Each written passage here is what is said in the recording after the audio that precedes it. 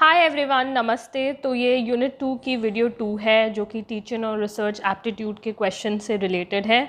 हम 10 questions discuss करेंगे। Hopefully आप उनके जवाब इजीली दे सकते हैं। तो पहला क्वेश्चन है, which of the following is or are the basic paradigms in classroom teaching. Question basically ये है कि क्लासरूम टीचिंग में क्या क्या चीज़ें ज़रूरी होती हैं। तो पहला ऑप्शन है लर्निंग पैराडाइम, दूसरा ऑप्शन है इंस्ट्रक्शनल पैराडाइम। लर्निंग पैराडाइम के का मतलब ये है कि आपको जब भी क्लासरूम टीचिंग हो रही है तो आपको इस पे फोकस करना है कि बच्चों को ज़्यादा से ज़्यादा सिखाना है।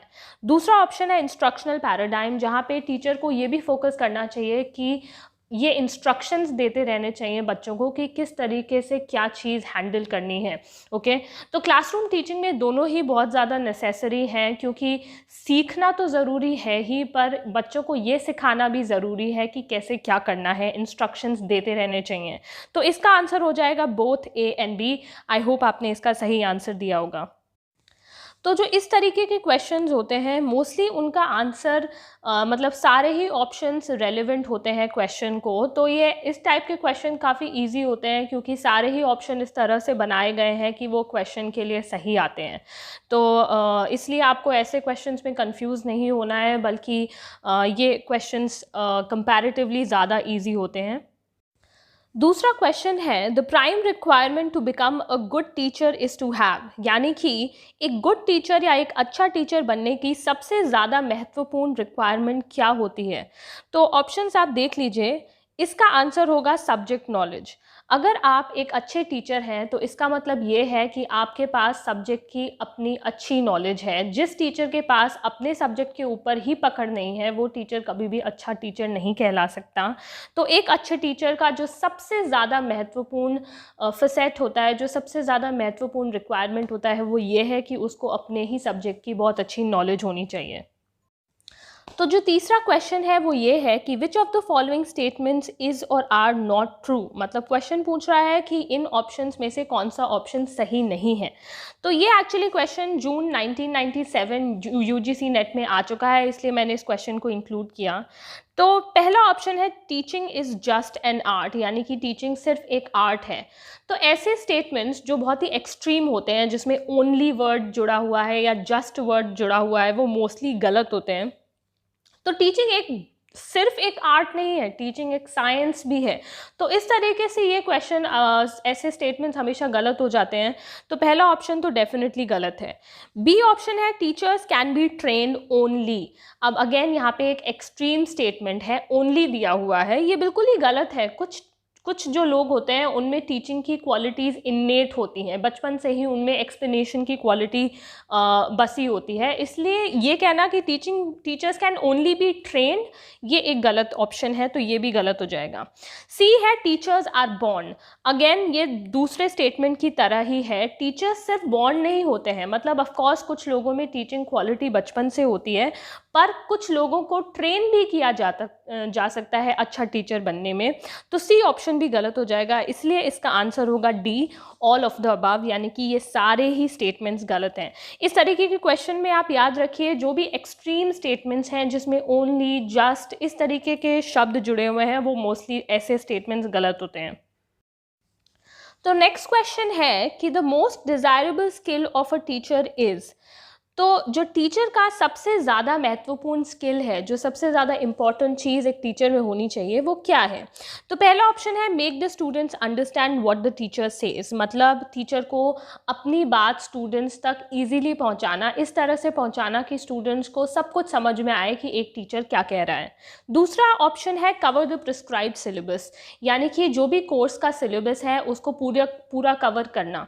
सी ऑप्शन है keep students relaxed while teaching, मतलब स्टूडेंट्स को रिलैक्स रखना जब भी आप उनको पढ़ा रहे हैं। या डी हायर अथॉरिटीज़ को इन्फॉर्म करना क्लास एक्टिविटीज़ के बारे में, जो भी क्लास एक्टिविटीज़ हो रही हैं। तो मेरे ख्याल से बहुत ही इजी क्वेश्चन है। सिर्फ कोर्स कवर कराना एक टीचर का सबसे अच्छा स्किल नहीं हो सकता, या स्टूडेंट्स को रिलैक्स रखना भी सबसे अच्छा स्किल नहीं हो सकता। स्टूडेंट्स आई थिंक ऑलरेडी बहुत रिलैक्स्ड रहते हैं क्लास में। डी ऑप्शन है कि हायर अथॉरिटीज़ को पूरे टाइम इन्फॉर्म रखना कि क्लास में क्या क्या एक्टिविटीज़ हो रही हैं, तो ये ऑप्शन भी बिल्कुल गलत हो जाएगा। इसका सही आंसर है ए ऑप्शन, यानी कि स्टूडेंट्स को अपनी बात अच्छे तरह से समझाना। एक टीचर अच्छा वही होता है जिसके पास नॉलेज तो हो ही, पर उस नॉलेज को स्टूडेंट्स तक किस तरह से पहुंचाना है, उनको किस तरह से अपनी हर बात समझानी है। तो एक टीचर के पास ये स्किल तो डेफिनेटली होना चाहिए। तो इसका आंसर हो जाएगा ऑप्शन ए। जो नेक्स्ट क्वेश्चन है वो थोड़ा सा डिफ़िकल्ट क्वेश्चन हो सकता है। अगर आपने टीचिंग के लेवल्स नहीं पढ़े हैं तो आपके लिए ये थोड़ा डिफ़िकल्ट क्वेश्चन होगा, क्योंकि एक थ्योरेटिकल क्वेश्चन है। अगर आपको आता है तो आता है, और अगर नहीं आता तो आपका ये डेफिनेटली गलत होगा। तो बेसिकली इसमें दो लिस्ट दी हुई हैं और आपको इन दोनों लिस्ट को अपने सही आंसर के साथ मैच करना है।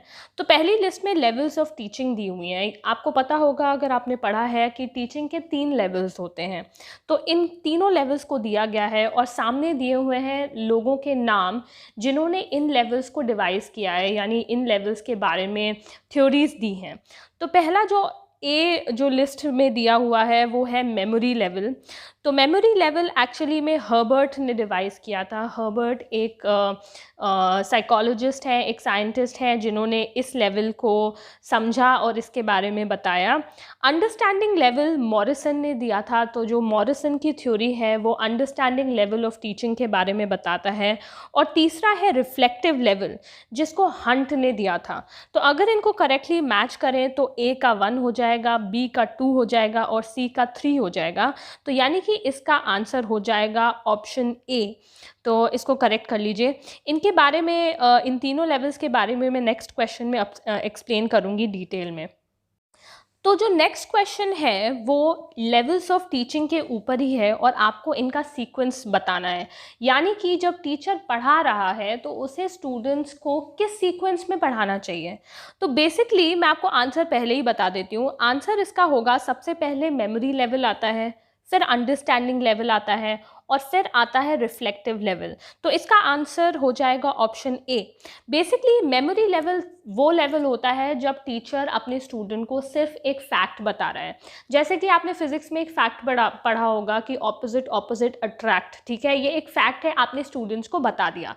अभी स्टूडेंट ने इसके बारे में कोई थॉट प्रोसेस नहीं चलाया, उसको बस ये पता है कि opposite opposite attract.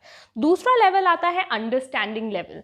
Understanding level में टीचर को उस फैक्ट के बारे में एक अंडरस्टैंडिंग क्रिएट करनी है कि ऐसा क्यों होता है। तो अगर ऑपोजिट ऑपोजिट अट्रैक्ट होते हैं तो ऐसा क्यों होता है। तो यहाँ पे थॉट प्रोसेस आ जाता है स्टूडेंट का। स्टूडेंट को सोचना पड़ेगा कि अगर ऐसा है तो क्यों है। और थर्ड लेवल होता है टीचिंग का, वो होता है रिफ्लेक्टिव लेवल।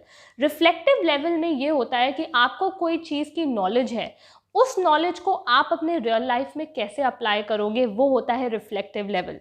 यानी कि वो एप्लीकेशन बेस्ड लेवल है।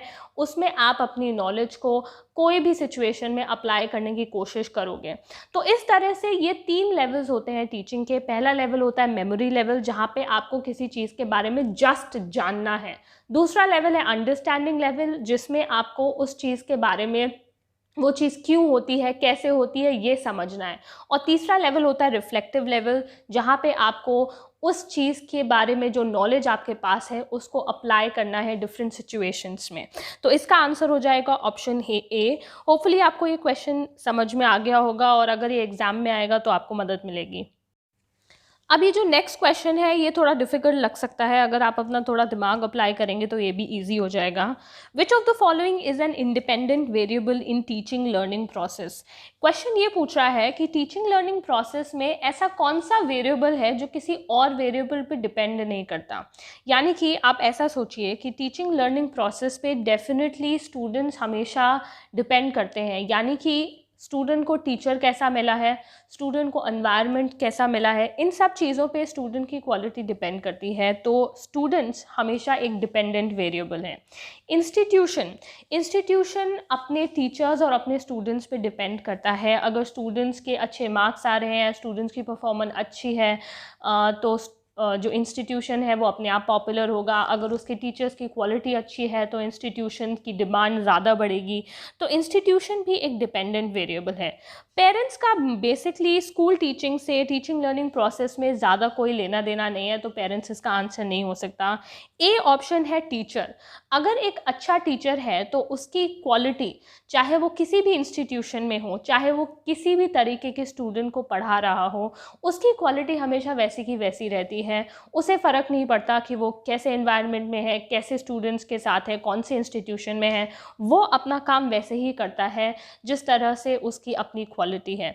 तो इसका आंसर हो जाएगा टीचर, यानी कि टीचर एक इंडिपेंडेंट वेरिएबल है in teaching learning process. I hope आपको ये क्वेश्चन समझ आया होगा। अब नेक्स्ट क्वेश्चन भी थोड़ा डिफ़िकल्ट हो सकता है। आज थोड़ी डिफ़िकल्ट क्वेश्चंस ही उठाए हैं जानबूझ के, ताकि आपका लर्निंग प्रोसेस थोड़ा ज़्यादा स्ट्रॉन्ग हो सके। तो क्वेश्चन है that which of the following method should be used by each teacher, यानी कि एक टीचर को कौन सा मेथड चुनना चाहिए टीचिंग प्रोसेस में।